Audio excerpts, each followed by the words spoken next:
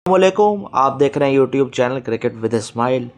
विराट कोहली और रोहित शर्मा इस वक्त रैंकिंग के टॉप पे बैठे हुए हैं ओडीआई की। एक बार फिर से उन्होंने टॉप रैंकिंग अचीव कर ली भी है। दोनों ने आज से 5-6 साल पहले भी लगातार ये नंबर 1 नंबर 2 पर रहते थे। तब विराट कोहली नंबर 1 पे होते थे, रोहित शर्मा नंबर 2 पे होते थे। अब थोड़ा चेंज हो गया, अब रोहित शर्मा नंबर 1 पे है, विराट कोहली नंबर 2 पे। पर इन दोनों के बीच में मुकाबला ज़रूर रहेगा। अगले मंथ फिर से ओडीआई सीरीज़ है न्यूजीलैंड के साथ इंडिया की, तो हो सकता है वहाँ पर फिर से हमें शिफ्ट देखने को मिल जाए। पर यह भी बात है, इनका कड़े इतना लंबा है और फिर से उन्होंने रैंकिंग अचीव की है अपने ऊपर वाली।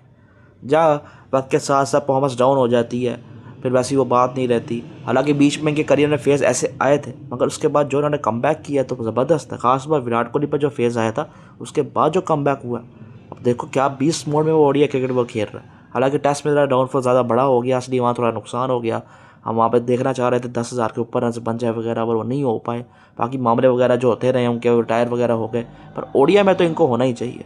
2027 की टीम में भी, वर्ल्ड कप की टीम में, दोनों को खेलना चाहिए। अगर नहीं होंगे तो बहुत बड़ी ज़्यादती करोगे।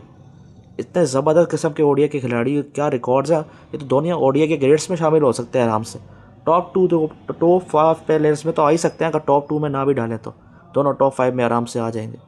रोहित शर्मा ने भी 2013 के बाद ओपनर बनने के बाद कमाल ही किया अपने करियर के अंदर। अपनी गेम को जिसने पिछले कुछ सालों में चेंज किया, चढ़ के आता है। 2022 में जो हार रहे थे इंग्लैंड से सेमीफाइनल, उसके बाद उसने सारा टेम्पलेट चेंज किया और आज T20 की टीम इंडिया की ज़बरदस्त इसलिए नज़र आती है।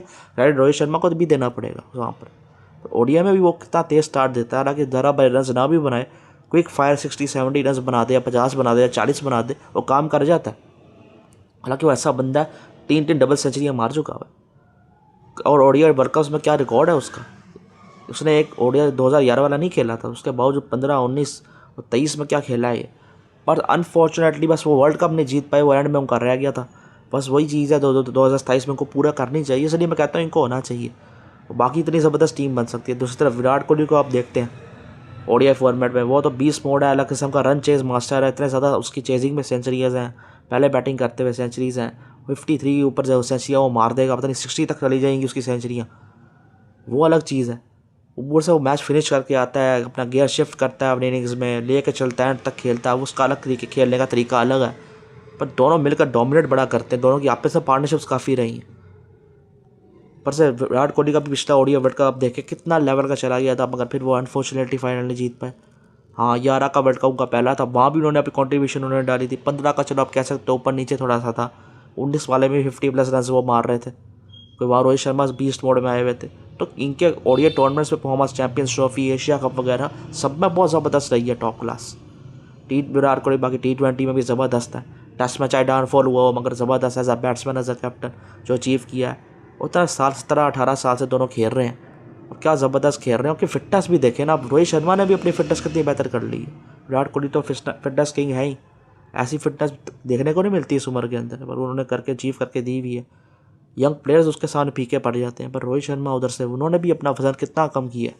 तो इस तरह वो मेहनत वो कर रहे हैं, अपने गेम को भी और बेहतर बना रहे हैं और तेज़ भी खेलने की कोशिश कर रहे हैं। और अगर उनको नहीं रखोगे टीम में तो ज़्यादती करोगे। यदि 2027 तक रखो, उसके बाद फिर आप देख रहे ना नए प्लेयर्स की तरफ चले जाना, तब वो उनको भी समझ आ जाएगा कि फिर अगली तरफ जाना चाहिए। क्योंकि T20 में भी उनको समझ आ गया था। एक वजह ये भी थी ना, इतने सारे प्लेयर्स मौजूद है। दूसरी वजह ये भी थी, उनको पता था कि गौतम गंभीर के आने के बाद हमारा चांस मुश्किल रहेगा। तो दो वजह थी, तो यहाँ पर भी है। इसलिए 2027 तक दोनों को खिलाओ और ज़बरदस्त हो सकता है। हालांकि ये रैंकिंग्स इतनी मैटर नहीं करती। हालांकि विराट कोहली टॉप रैंकिंग में नहीं थे जब ओडीआई वर्ल्ड कप स्टार्ट हुआ, पर उन्होंने तो 900 पता नहीं 1000 के करीब रन मार दिए। इसलिए रैंकिंग कभी कभी मैटर नहीं करती। हाँ, कभी कभी जो रैंकिंग में टॉप 2 प्लेयर्स होते हैं, सच में टॉप 2 प्लेयर्स वाली परफॉर्मेंस दे रहे होते हैं। अक्सर ऐसे हमने देखा, जो रैंकिंग में टॉप पे प्लेयर होते हैं वैसी परफॉर्मेंस ही नहीं डालते। जब मैटर बड़ा हो जाता है, टूर्नामेंट्स आते हैं, हमने देख लिया पिछले कुछ सालों के अंदर। तो ये भी है कि इतना ज़्यादा रैंकिंग को भी सर पे नहीं चढ़ाना चाहिए। पर ये दोनों ऐसे प्लेयर्स हैं, चाहे रैंकिंग के टॉप पे ना भी हों, इन्होंने जो कमाल किया हुआ है वो सबके सामने है। तो इनको रैंकिंग के बिल्कुल मोहताज नहीं है दोनों। हो सकता है आगे चलकर की परफॉर्मेंस डाउन थोड़ी सी हो तो रैंकिंग नीचे आ जाए, तो 2-3 परफॉर्मेंस अप डाउन हो तो रैंकिंग चेंज होती रहती है, इसमें कोई इतना इशू नहीं है। बाकी ठीक है, इन दोनों का जरूर होना चाहिए और गौतम गंभीर को भी सोचना चाहिए, बस कर दें ये मामला। ओडीआई के हद तक इनको रखें, गलतियाँ ना करें इतनी बड़ी सारी, वरना बहुत बुरा हो सकता है। दूसरा ये है कि बाबर आजम 76ers के लिए सिडनी पहुंच चुके हैं। बिग बैश उन्होंने खेलना, आपको पता ही है। टैक्स साइनिंग के तौर पर हुए थे, काफ़ी ज़्यादा वैल्यू में ख़रीदे गए थे वो, तो के लिए अच्छा है बिग बैश का एक्सपीरियंस हासिल करें। ये अच्छी लीग है, कोई मैं बुरी लीग नहीं से कहूँगा। और काफ़ी उम्मीद है सिडनी सिक्सर्स को भी। ऑस्ट्रेलिया भी काफ़ी हाई अप कर रहा है उनको, सिडनी सिक्सर्स वाले भी कर रहे हैं, फ़ोटोज़ वगैरह वीडियोज़ वगैरह डाल रहे हैं, काफ़ी अच्छी वीडियो और फोटोज़ हैं। स्टीव स्मिथ के साथ वहाँ पर होंगे, मिचेल स्टार्क भी क्या वहाँ पर होंगे, और जर्सी भी जो कि रिपेट अजीब सी चल पड़ी थी कि कौन सी जर्सी पहनेंगे, नंबर क्या। इसमें कोई इशू होना नहीं चाहिए, कोई भी नंबर की पहन लो, उसमें क्या है। पर ये है कि उन्होंने 056 बाबर आजम की कर दी और मिचेल स्टार्क 56 पहनेंगे, तो इस तरह मसला उन्होंने हल कर दिया। इतना बड़ा इशू था भी नहीं जो इतना बड़ा बना दिया जा रहा था। बाकी देखते हैं बाबर आजम कैसा करते हैं। हमारा मेनली उनका, मैं सिडनी सिक्सर्स से ज़्यादा मैं T20 वर्ल्ड कप में पहुँच जाता हूँ। सिडनी सिक्सर्स चलो बिग बैश, ऑस्ट्रेलिया की कंडीशन थोड़ी अलग होगी, श्रीलंका की अलग होगी। हालांकि ऑस्ट्रेलिया वाली में उनको अच्छा करना चाहिए ज़्यादा, कि वो थोड़ा उनको सूट भी कर जाएंगी। श्रीलंका वाली थोड़ी उनको सूट नहीं इतनी ज़्यादा करती, स्लो विकेट बेस्ट टर्नी विकेट्स पे उतना अच्छा नहीं करते। पर ऑस्ट्रेलिया वाली कंडीशन में तो अगर बैट बड़ा अच्छा आता है, अगर करना चाहे तो वहाँ पे बैटिंग उससे अच्छी हो सकती है। उम्मीद तो है कि वहाँ रन वो करेंगे। अगर आप पिछला ऑस्ट्रेलिया का टेस्ट हो तो उनका अच्छा नहीं था, पर ODI T20 में उन्होंने ऑस्ट्रेलिया में रन किए हुए हैं, तो हम उनसे उम्मीद कर सकते हैं कि सिडनी सिक्सर्स के लिए अच्छा रहेंगे। और देखते हैं कितनी देर के लिए खेलते हैं। आगे चलकर श्रीलंका की सीज़न वापस तो आना ही है ना। हालांकि उसकी बातें अजीब चल रही थी कि ये कह रहे हैं हमारे साथ 5 मैच की ऑस्ट्रेलिया सीरीज़ खेल ले T20 की, फिर भी वो डिमांड करेगा बिग बैश पूरी खेल कर जाएँ, श्रीलंका वाली सीरीज़ ना खेलें। ऑस्ट्रेलिया ये डिमांड कर रहा था, पता नहीं ये बातें चल रही थी। पर अभी तक तो यही है कि 3 T20 की सीरीज़ है ऑस्ट्रेलिया के साथ, जो कि लाहौर में होगी, और श्रीलंका वाली सीरीज़ भी होगी, हमारे खिलाड़ी उसमें खेलेंगे। अभी तक तो ये है इसमें, आगे देखो क्या होता है। बाकी सारी बातें ये हैं। और बाकी हमारे प्लेयर शहीन अफरीदी वगैरह वो भी पहुंच चुके हैं और ब्रिस्बेन हीट में खेलेंगे, तो आमने सामने का जब मुकाबला होगा तो देखने को मिल जाएगा। बाकी टाइमिंग्स ये है कि दोपहर के टाइम में 12-1 बजे तक मैच स्टार्ट होगा। हो सकता है सुबह 10 बजे भी हो रहा हो, कोई शाम को भी तो नहीं होगा। हमारा शाम को ऑस्ट्रेलिया का टाइम है, तो दोपहर के टाइम पर ही मैचेस होंगे ये बिग बैश के, तब आप देख सकते हैं सारे मैचेस। तीसरा, IPL की ब्रांड वैल्यू ड्रॉप हो गई है। 12 बिलियन USD होती थी, अब 9.6 बिलियन USD हो चुकी हुई है। इसकी क्या वजह है? इसकी सबसे बड़ी वजह है फैंटेसी गेमिंग ऐप्स पर बैन लगना।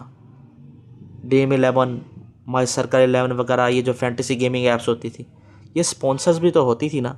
जितनी भी टीम्स थी उनकी शर्ट्स पे उनका स्पॉन्सर लगा होता था लोगो। जब इन पर बैन लगेगा तो जाहिर सी बात है ब्रांड वैल्यू डाउन होगी। इतना बड़ा इतना बवाल नहीं मचाना चाहिए इस पर। एक्शन अच्छा लिया है, सारी गैम्बलिंग वगैरह टाइप की ऐप्स होती हैं, अच्छी सही नहीं रहती, तो बैन लगाया गया, अच्छा किया ये करके। और फिर भी 9.6 बिलियन USD बहुत बड़ी रकम है।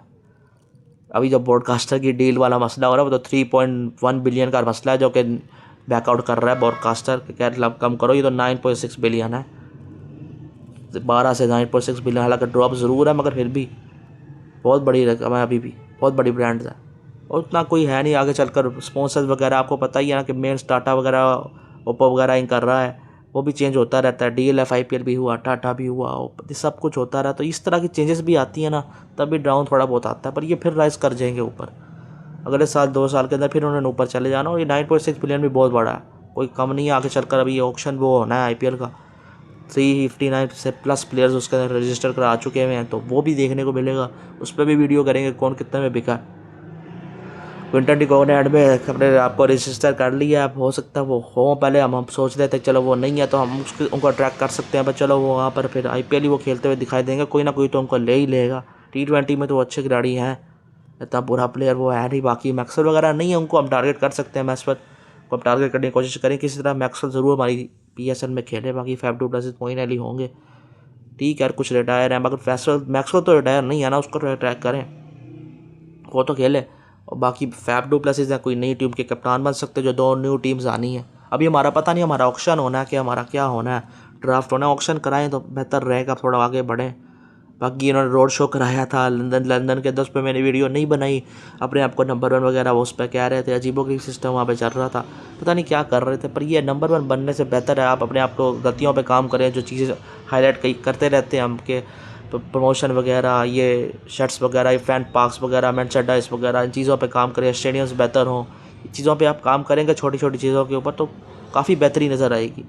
पर ये चीज़ें आप ध्यान देते नहीं, उतना बातें बड़ी बड़ी होती हैं, उन पर अपने आप को नंबर 1 कह रहे हो तो अच्छा नहीं लगता। फिर वो बंदा एक बोलता था आपको अच्छा नहीं लगता था, हालांकि वो ओनर ज़रूर था मुल्तान सुल्तान का, अली तरीन, वो भी इस तरह की बातें करता था।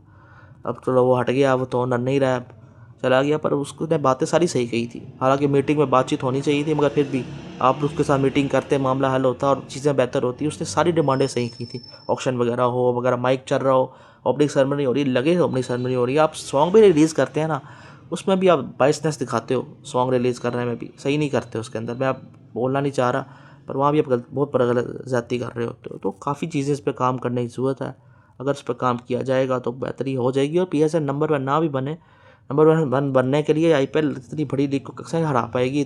पैसे में नहीं हरा सकती। बाकी क्रिकेट के मुकाबलों में तो चलो कुछ टक्कर हम दे देंगे। अगर हमारे लोकल टैलेंट्स वाले प्लेयर भी इतना अच्छा परफॉर्मेंस दे देते हैं तो मैचेस क्लोज चले जाते हैं, काफ़ी अच्छा है। हम कम से कम इस मामले में तो टक्कर दें कि क्लोज मैचेस ज़्यादा हो, वो हम देते आए हैं अभी भी। हमारे यहाँ भी क्लोज मैचेस होते हैं, हमारा लोकल टैलेंट काफ़ी अच्छा करता है। बाकी अब ये बोलोगे बॉलिंग हमारी अच्छी है, उनकी नहीं अच्छी, वहाँ टॉप के बॉलर्स खेल रहे होते हैं। ये वाली बात भी हमारी अजीब लगती है। हम क्लोज मैच के मामले में कह सकते हैं हमारे यहाँ भी क्लोज मैचेस होते हैं। जितना भी हमारे पास है हम कुछ अच्छा करने की कोशिश करते हैं। आप बाकी ये है क्योंकि अगर ब्रांड वैल्यू डाउन भी हुई है तो कोई नुकसान नहीं है। इस भी काफ़ी PSL की ब्रांड वैल्यू से काफ़ी ऊपर है वो। हमारी तो मिलियन के अंदर है और बिलियन की बात कर रहा हूँ मैं। 9.6 बिलियन ड्रॉप होने के बाद भी तो बहुत बड़ी है। आगे देखते हैं फिर आगे चलकर क्रिकेट की दुनिया में क्या होता है। एशेस भी स्टार्ट होनी है, पैट कमिंस वापस आ गया, पता नहीं क्या होगा इंग्लैंड के साथ। मैं तो बोला भी नहीं चाह रहा, जब बुरा रुका होने जा रहा अगले 3 मैचेस के अंदर, मुझे उससे कोई उम्मीद नहीं है। बाकी इंडिया ने कल कमाल T20 हार्दिक पांड्या ने क्या खेला, क्लच परफॉर्मेंस दिखाई है, क्या ज़बरदस्त टीम नज़र आ रही है। बाकी सीरीज़ अभी चल रही है हमारी, फिर अगले महीने के स्टार्ट में आ जाएगी सीरीज़, तो फिर वो कवर करेंगे। ताकि इसी के साथ वीडियो करें, लाइक, चैनल करें सब्सक्राइब। अल्लाह हाफिज़।